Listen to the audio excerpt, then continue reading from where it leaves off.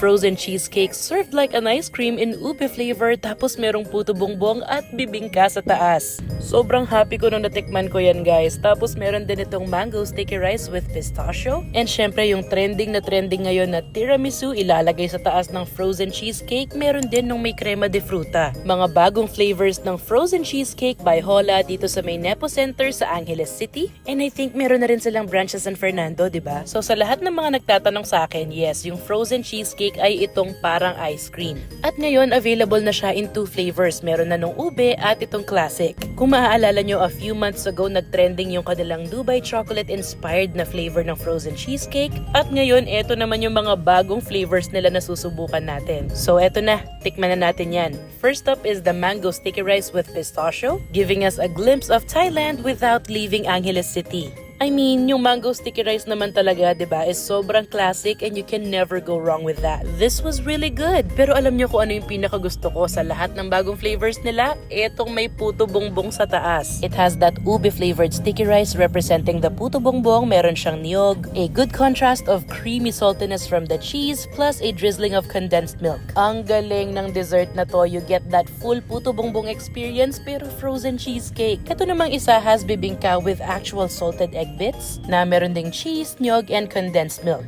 Ang sarap ng contrasting na flavors and textures. Hindi nakakaumay, hindi rin nakakasawa. Up next, ito naman yung classic na frozen cheesecake with the chocolate shell at merong tiramisu on top. That slice of tiramisu itself is really good, hindi masyadong matamis at lasang-lasa mo yung espresso. And last but not least, ito namang isang flavor na merong slice ng classic na crema de fruta on top. Satisfy your sweet tooth with these new amazing flavors from frozen cheesecake by Hola, na sigurado akong ma-enjoy nyo yan with your family and friends, lalo na yung mga limited edition nila na pang Paskong flavors.